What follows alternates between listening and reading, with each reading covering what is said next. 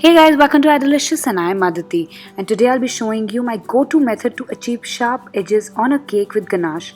Sharp edges is such a trend these days and everyone wants them, so I'll show you how I like to do it. Let's get started. I'm using 4 layers of 6-inch cakes which I'll level using a serrated knife. Recipe for this chocolate cake is in the description box below or in the info cards as well. To frost my cake, I'm using a turntable which makes frosting cakes so much easier. It's such a great investment if you're serious about cake decorating. I'll be placing a non-slip mat on top of the turntable which prevents the cake board from slipping and sliding.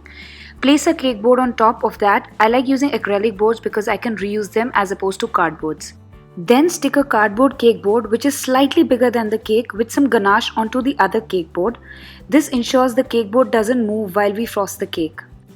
Press the cake board firmly in place and then let it set in the fridge for 10 minutes for the ganache underneath to set completely. To frost the cake, you'll need some ganache. I have a full video on how to make ganache. I'll link it in the description box below, so check it out. You'll also need a palette knife. I like using this small angled one from Ateco, a bend scraper and a leveler. This is optional. Place the first cake layer on the cake board which I'll soak with some simple syrup. My cake board was a little too big compared to the cake size, so I trimmed it. You'll see it later on in the video. Place a dollop of the ganache on the cake layer and spread it out with a palette knife. I'm using whipped chocolate ganache for the filling, but I'll use normal ganache for the outside.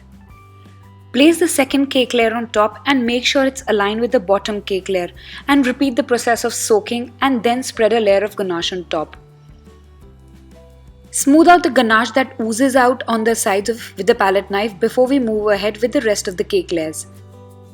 Repeat the same steps as before, and for the last layer of the cake, flip it so that the bottom of the cake is facing upwards so that we have a flat top to work with. Smooth over the oozed out ganache and now fill in all the gaps you can see between the cake layers with ganache. This prevents any air bubbles popping out in our final cake. Work your way around the cake to fill in all the gaps and keep smoothing it with the palette knife.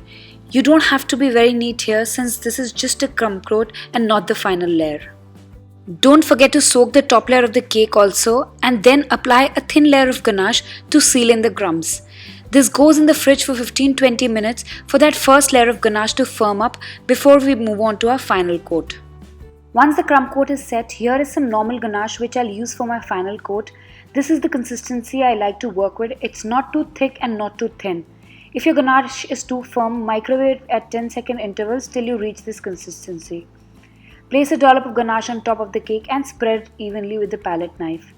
You can see here I've trimmed the bottom board and it's just a little bigger than the cake.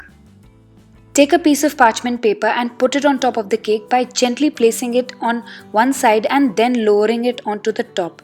This prevents any air bubbles. Now place another cake board on top.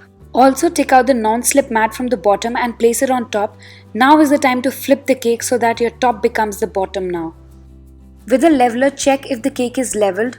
Adjust a little if you have to make it leveled. Fill the sides of the cake with ganache using the palette knife. Apply more than you think you need because we'll eventually scrape it off. The thickness of the ganache layer would be as wide as the cake board that was sticking out from the cake. Place the bend scraper perpendicular to the turntable and should be touching our card cake board.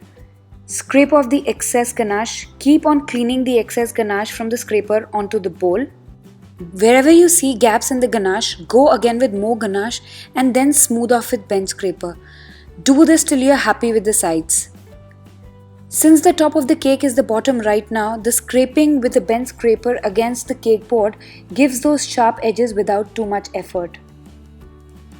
Clean the edges of the cake board and then place a cake board on top and flip the cake again. Put the cake in the fridge for 15-20 minutes for that final coat of ganache to set.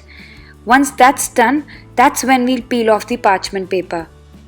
Fill in any gaps that you see on the top of the cake with little ganache and smooth it out. And your cake with sharp edges is ready. Isn't it such an easy way? This upside down method is my favorite way to frost cakes.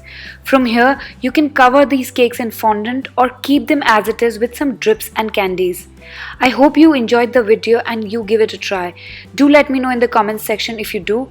If you're new to my channel, don't forget to hit that subscribe button and the bell icon next to it to stay updated whenever a delicious recipe comes out. Until next time, bye bye.